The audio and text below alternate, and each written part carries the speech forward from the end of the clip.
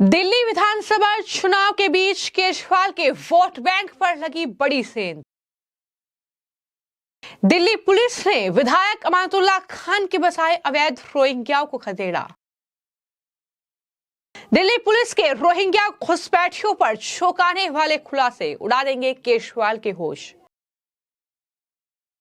दिल्ली में विधानसभा चुनाव के बीच केजरीवाल को तगड़ा झटका लगा है। दरअसल दिल्ली में रह रहे अवैध रोहिंग्या बांग्लादेशियों पर लगातार दिल्ली पुलिस का ताबड़तोड़ एक्शन जारी है और अब दक्षिणी दिल्ली में दरअसल बड़ी कार्रवाई हुई है, जहां पर दक्षिण पश्चिम दिल्ली के वसंत कुंज में पुलिस ने कॉलोनियों में जाकर पहचान पत्र वेरिफिकेशन अभियान चलाया है। इस अभियान में 12 अवैध नागरिकों की पहचान की गई और उन्हें वापस उनके देश डिपोर्ट किया गया है। ये जानकारी जो है वो दक्षिणी रेंज के जॉइंट कमिश्नर संजय कुमार जैन की तरफ से दी गई है और उन्होंने ये बताया है कि किस तरीके से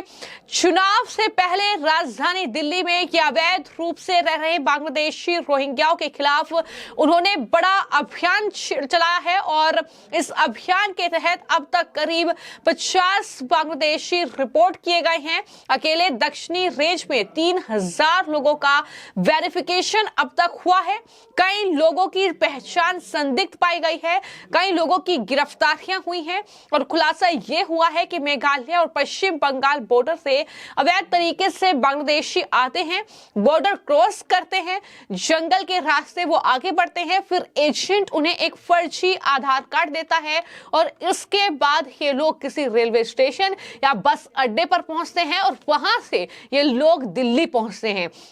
ये पूरी जानकारी जो है वो लगातार पुलिस अधिकारियों की तरफ से दी जा रही है। लगातार ये ऑपरेशन राजधानी दिल्ली में जारी है और जाहिर तौर पर अरविंद केजरीवाल के लिए ये तगड़ा झटका है, क्योंकि सबने देखी है वो तस्वीर जब आम आदमी पार्टी राजधानी दिल्ली में उन्होंने वोट बैंक के लिए न सिर्फ इन रोहिंग्या घुसपैठियों को बसाया है, इनकी बस्तियां बनाई हैं, बल्कि इनके डॉक्यूमेंट्स भी तैयार करवाए गए हैं। और इस कड़ी में अब जो स्पेशल सीपी हैं लॉ एंड ऑर्डर मधुप तिवारी, उनकी तरफ से मीडिया से बातचीत की गई है। उन्होंने इस बारे में जानकारी दी है कि अब तक कितनी कार्रवाई हुई है, किस तरीके से दिल्ली के अलग अलग डिस्ट्रिक्ट में यह कार्रवाई की गई है, फेक डाटा जो है उसका एनालिसिस किया गया है और यह भी जानकारी दी है कि दरअसल एक फर्जी वेबसाइट के जरिए किस तरीके से ये पूरा सिंडिकेट इनके लिए काम कर रहा है,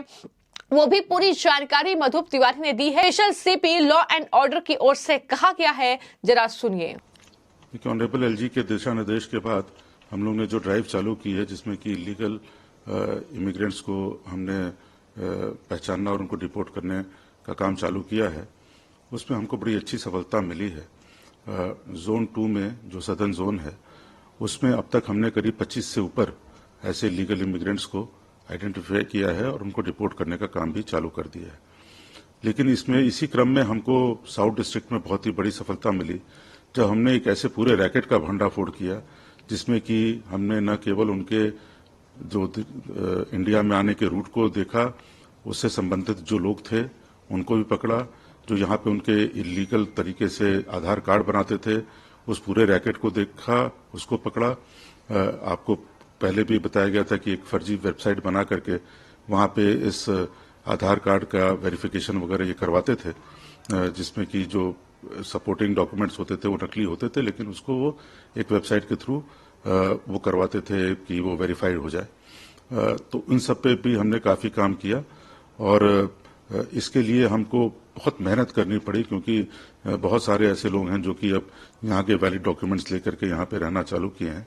तो इसके लिए हमको ह्यूमन इंटेलिजेंस और इसके साथ साथ जो टेक्निकल सर्वेलेंस है उसका भी सहारा लेना पड़ा है और अब तक जो हमको कामयाबी मिली है उससे हम काफी प्रोत्साहित। जी देखिए, इसमें पहले तो हम ह्यूमन इंटेलिजेंस के थ्रू और जो पहले इस तरह के हमने इलीगल बांग्लादेशी पकड़े थे जो किसी क्राइम में इन्वॉल्व हैं, उनको हमने पहले टारगेट किया,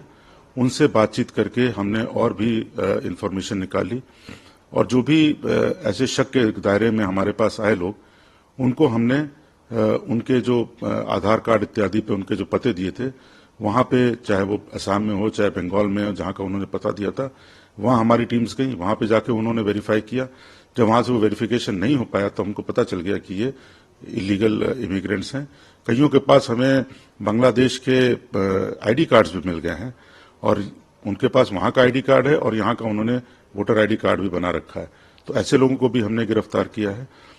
लेकिन ये बहुत ही पेन्स टेकिंग प्रोसेस है, इसमें समय लगता है। जो टीम्स हमारी बाहर जाती हैं वो दूर दराज के जो डिस्ट्रिक्ट्स हैं, चाहे वेस्ट बंगाल के हों चाहे असम के हों, वहां पे जाना, उन गांवों में जाना, वहां के प्रधानों से कांटेक्ट करना और ये इंश्योर करना कि हम वाकई सही गलत आदमी को ही हम रिपोर्ट कर रहे हैं या उसको हम आइडेंटिफाई कर रहे हैं और कोई हमारा जो भारतीय नागरिक है वो इसमें गलत तरीके से न फंस जाए, इसको भी इंश्योर करना हमारे लिए काफी चैलेंजिंग टास्क रहा है। देखिए, जो हमने रैकेट हमने जो पकड़ा था उसमें ये लोग बांग्लादेश से ये आते थे,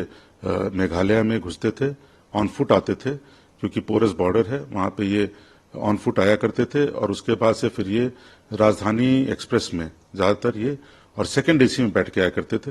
वहां पे इनको एक फर्जी सा आधार कार्ड दे दिया जाता था जिसके डेटा हमने जब चेक किए तो पूरा आधार कार्ड ही फर्जी था, ताकि प्रथम दृष्टया अगर कोई उनसे कुछ पूछता है तो उनके पास एक कोई पहचान पत्र हो जिससे कि वो उनको कोई रोका न जाए। और उनका ये मानना था कि राजधानी में सेकंड एसी वगैरह में आने में पूछताछ कम होती है। उसके बाद से दिल्ली आने के बाद ये एक आधार कार्ड बनवाने के लिए 18 साल से कम का एक सर्टिफिकेट बनाते थे अपना फर्जी, जो कि देखने में एकदम अच्छा लगता, मतलब एकदम सही लगता था, एमसीडी का जारी किया हुआ। और उसमें जो क्यूआर कोड होता था जब उसको स्कैन करते थे तो इन्होंने एक फर्जी वेबसाइट बनाई हुई थी, वहां से उसका वेरिफिकेशन आ जाता था। और अगर बहुत सावधानी से न देखा जाए तो उस वेबसाइट का जो एड्रेस था वो ऐसा लगता था जैसे वो कोई सरकारी वेबसाइट है।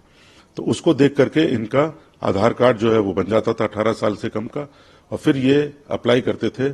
इसको अपनी डेट चेंज कराने के लिए, बर्थडे, और उसमें अक्सर इनको जो है करीब 20% के आसपास सफलता मिल जाती थी। और अगर नहीं भी मिलती थी तो वो उसी आधार कार्ड पे अपना काम चलाते रहते थे। जी बिल्कुल, ये इसीलिए मैंने बताया था बहुत पेन्स टेकिंग काम है, बहुत ज्यादा, खास करके जो जहां पे रहते हैं, कच्ची कॉलोनियां हैं या झुग्गियां हैं, वहां पे रहते हैं, वहां पे बहुत ज्यादा लोग रहते हैं, उनमें से इनको आइडेंटिफाई करना और उनको ही चेक करना, अदरवाइज जो हमारे नॉर्मल सिटीजन है वो हरास ना हो, इन सबको ध्यान में रख के ये काम करना पड़ता है। तो इसमें हमको काफी चैलेंजेस आते हैं, लेकिन फिर भी अभी तक जो है हमने ये इंश्योर किया है कि जो वैलिड सिटीजन्स हैं वो तंग ना हो और केवल जो इलीगल इमिग्रेंट्स हैं जिन पे वाकई सस्पिशन है उन्हीं को हम टारगेट करें, वेरीफाई। नहीं, सर्टेनली इसमें तो रहेगा ही, क्योंकि इनमें से हमने पहले भी देखा है कि जो इलीगल इमिग्रेंट्स हैं उनसे बहुत सारे, चूंकि उनके पास एक रेगुलर जॉब नहीं होती है, पैसे नहीं कमा पाते हैं, और चूंकि उनको ये पता है कि उनके पास वापस भागने का एक रास्ता है, जरिया है, सेफ हेवन है, तो यहाँ पे अक्सर क्राइम में भी अपने लिप्त पाए जाते हैं। तो हम ये उम्मीद रखते हैं कि अगर इस तरह की ड्राइव से और अगर हम इन पे दबिश बनाते हैं तो ये अपनी जो है जहाँ पे रह रहे हैं वहाँ पे छोड़ के भाग जाते हैं, उससे इलाके के क्राइम में भी जरूर कमी आती है। नहीं, ये ड्राइव तो हम लगातार जारी रखेंगे, इसमें कोई शक नहीं है। ऑफ कोर्स समय समय पर जैसे जैसे थोड़ी प्रायोरिटी चीज जो आती है, जैसे अब दिल्ली के चुनाव आने वाले हैं, उस समय चूंकि हमारी बहुत सारी फोर्स जो है वो चुनाव रिलेटेड एक्टिविटीज में बिजी हो जाती, तो हो सकता है इस ड्राइव की ओर थोड़ा सा जो है वो हमारा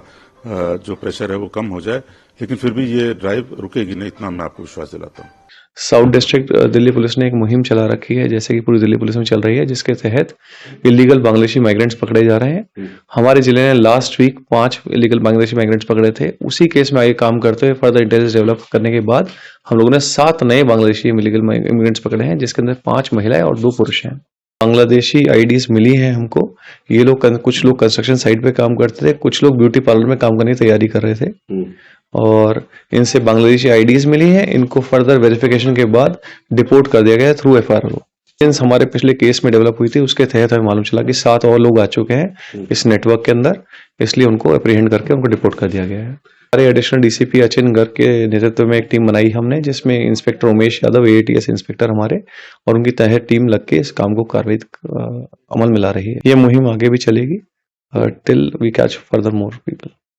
तो आपने पुलिस अधिकारी मधुप तिवारी को सुना और इसी कड़ी में जो जानकारी निकलकर सामने आई है वो ये कि 17 साल से कम उम्र बताकर इनके बर्थ सर्टिफिकेट बनवाए जाते हैं और इसी के आधार पर आधार कार्ड होता है, वोटर आईडी कार्ड वो बनवाते हैं। ऐसे में कई लोग पकड़े गए हैं जिनके दस्तावेज मेघालय या असम के मिले हैं। पूरा एक सिंडिकेट है जिसमें बांग्लादेश से आकर भारत तक एजेंट होते हैं। एक शख्स से 15 से 50 हजार रुपए तक भारत लाने और यहां बसाने के लिए वसूले जाते हैं। तो इस तरीके से अरविंद केजरीवाल की मुश्किलें इन चुनाव में बढ़ सकती है। जिस तरीके से ये पूरा अभियान जो है वो दिल्ली पुलिस के जरिए चलाया गया है, ना सिर्फ दक्षिणी दिल्ली में बल्कि इसके अलावा चाहे दरअसल दिल्ली के दूसरे इलाके हों वहां पर भी इस तरीके से लगातार ये अभियान हमने देखा है कि जहां पर जो इलाका इन लोगों का है, जहां पर ये लोग बसे हैं, वहां पुलिस पहुंची है। एक एक से उनका आधार कार्ड मांगा गया है, वेरिफिकेशन बकायदा किया गया है, कहां के रहने वाले हैं, कब से दिल्ली में रह रहे हैं, क्या काम वो करते हैं, कितने बच्चे हैं, कहां पढ़ते हैं, ये पूरी जानकारी पुलिस के जरिए इन लोगों से जुटाई जा रही है और ये पता लगाने की कोशिश की जा रही है कि आखिर ये भारत के ही दूसरे राज्यों से आकर रह रहे हैं लोग या वाकई ये लोग जो हैं वो दरअसल अवैध घुसपैठी हैं, बांग्लादेशी हैं। लगातार इन अवैध प्रवासियों की पहचान करने के लिए ये सत्यापन अभियान चलाया जा रहा है। इसके लिए विशेष टीमें बनाई गई हैं और लगभग 2000 लोगों का वेरिफिकेशन किया गया है। और कई जो कहीं ना कहीं चीजें हैं निकलकर सामने आ रही हैं इस पूरे अभियान में और अवैध बांग्लादेशी नागरिकों को गिरफ्तार किया जा रहा है, उन्हें देश से निष्कासित भी किया गया है। और जाहिर तौर पर ऐसे भी लोग मिले हैं जो दरअसल बांग्लादेश के रहने वाले हैं, अवैध रूप से एंट्री की थी लेकिन भारत में आकर हिंदू लड़की से शादी कर वो वहां पर रह रहे हैं। ऐसे भी जो अवैध घुसपैठी हैं उनकी गिरफ्तारी हो रही है। तो कुल मिलाकर कुछ इस तरह की तस्वीर निकलकर सामने आ रही है और इस बारे में अंकित चौहान जो कि डीसीपी हैं साउथ डिस्ट्रिक्ट के,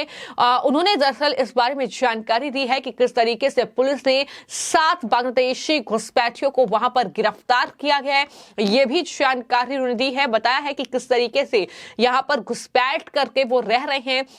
तो ऐसे में लगातार इन अवैध रोहिंग्या बांग्लादेशियों को लेकर भी राजधानी दिल्ली में सियासत चल रही है। हालांकि ये जो रोहिंग्या बसाए गए हैं, अवैध घुसपैठिए बसाए गए हैं, ये कितना भारी अरविंद केजरीवाल पर इन चुनावों में पड़ेंगे ये कहीं ना कहीं देखने वाली बात होगी। फिलहाल आपकी इस खबर को लेकर क्या राय है हमें कमेंट बॉक्स में जरूर लिखें। धन्यवाद।